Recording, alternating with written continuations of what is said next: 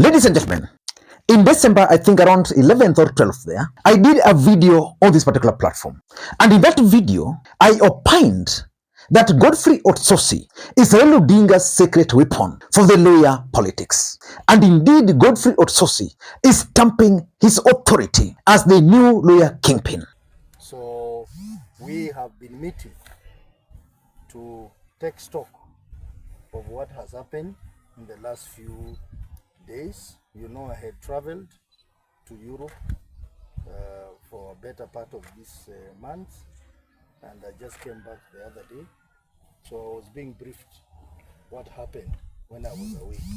Number two, we have also taken that opportunity to deal with the impression that was created, particularly when the UDA party leader visited this region. There were some impressions that were created. For those who follow the politics of the Republic of Kenya very closely, in August, Raila Odinga made changes to ODM leadership. He appointed 3 people, Simba Arati, Ambe Nasir Abdullahi, and Godfrey Osotsi, to serve as deputy party leaders. But if you look at the 3 individuals, the only person who is busy consolidating his region is none other than Godfrey Osotsi. Over the weekend, Godfrey Osotsi held a serious meeting of ODM leaders from the Luhya nation in Vihiga.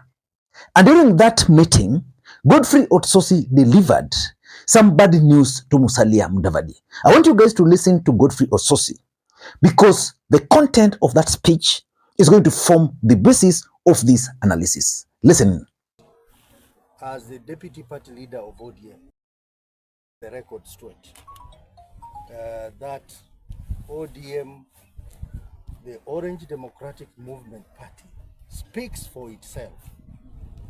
ODM cannot speak through non-members of the party. The issue of us engaging in a relationship with another party, in this case UDA, is a matter that has not been canvassed within the structures of the ODM party. You know, ODM is a highly structured political party, and every decision is processed through the organs of the party. I am not aware of any decision that has been made in terms of how we associate with another party, particularly UDA. I am saying because our friends from the party that was recently swallowed by UDA, called the ANC, have been spreading misinformation, particularly in Vihiga County, that they have gone into a merger with the UDA because ODM is also going to get into a merger with UDA. I want to ask our friends on the ANC side that you better look for a better excuse to explain to your members why you have merged in UDA. Don't use ODM as an excuse. We will not allow you to continue spreading misinformation in Vihiga County that you have joined UDA because ODM is to be swallowed. ODM is a bigger party, a party that is now part of the heritage of this country, which cannot just make decisions without involving its members. So it must go very clearly to those who are spreading that propaganda that ODM speaks for itself and we don't need other people to speak for us. If you have merged with another party, in this case ANC and UDA, please deal with your issues. Leave ODM out of it. So that clarity, I met the MCS today to clarify to them that the position of the ODM party is that we remain a distinct political party, and in the event we want to associate either through a coalition or any other form, that decision will be processed within the structures and within the organs of the party ODM. So wenzetu wa ANC, tafadhali, kama mmeenda UDA, go in peace. Leave ODM out of your mess. Correct. Now that's Godfrey Osotsi and is speaking with authority. If there's one mistake, grave mistake, which Musalia Mudavadi will live to regret, politically speaking, was his move to dissolve or to agree to merge his ANC party with UDA party. Nyinyi mnavunja chama yenu, mnaingia kwa William Ruto. Na mliona vile William Ruto alifanya huyu jamaa wa Mount Kenya.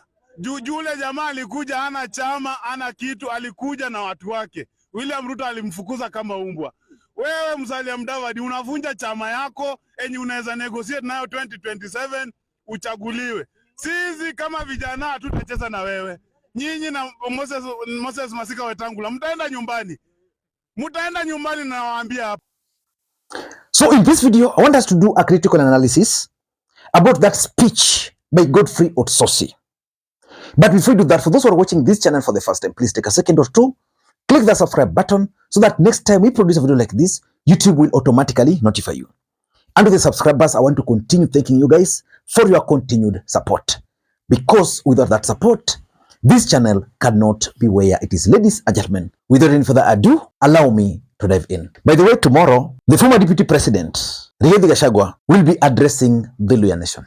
I don't know what he's going to tell the Luhya Nation, but if you're to ask me, that interview is significant politically speaking. Because William Ruto is now concentrating on the Luhya Nation. And when William Ruto was in the Luhya Nation over last week, Rigathi Gachagua countered William Ruto because remember, William Ruto and his brigades had made Rigathi Gachagua their subject. And the kind of response they got from Rigathi Gachagua has actually forced them to stop attacking Rigathi Gachagua. So tomorrow, I'll keenly be following that interview or that address by Rigathi Gachagua to the Luhya Nation.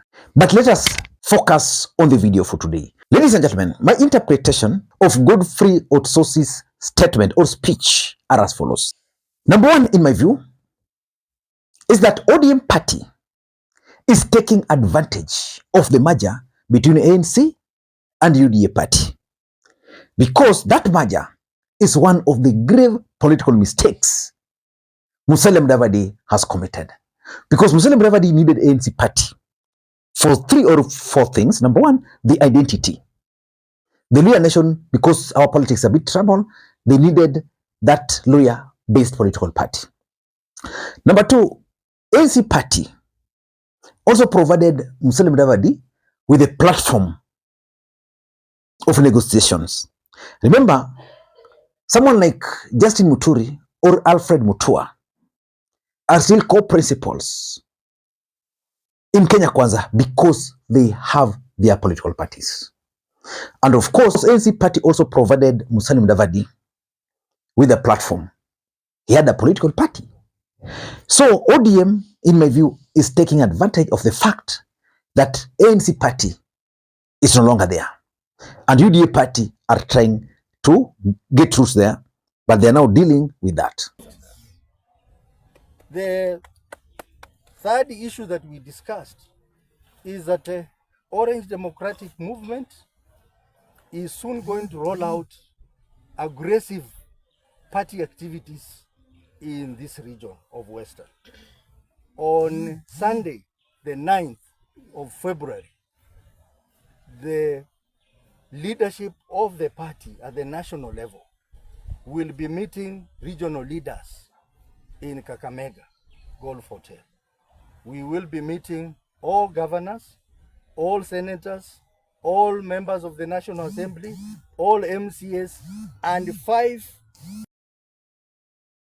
every constituency, key officials from every constituency to deliberate on matters of how to further strengthen the party ODM in Western region.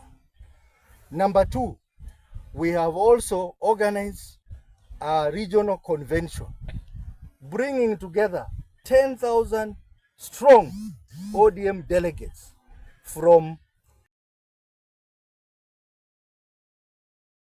Bungoma, Busia, Vihiga, and Trans Nzoia.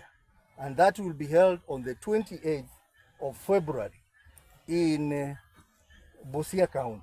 I was in Busia yesterday. I met the governor and the ODM team to start the process of preparing towards that meeting. And we will also an official opening ceremony for the ODM Bungoma office on the 27th of February. That is a day before Busia meeting. So this is a party that we want to strengthen. Number two, and this is something which I told you guys, that you needed to observe Godfrey Osotsi very closely, because Raila Odinga can be very bad. But if there's one thing you have to give Raila Odinga credit for, is that he knows how to identify potential leaders. Who knew Edwin Sifuna would emerge as the best Secretary General? Raila Odinga looked around during that time, and out of nowhere, appointed Edwin Sifuna as the Secretary General. When he appointed Osotsi as the deputy party leader, I knew there was something in Osotsi.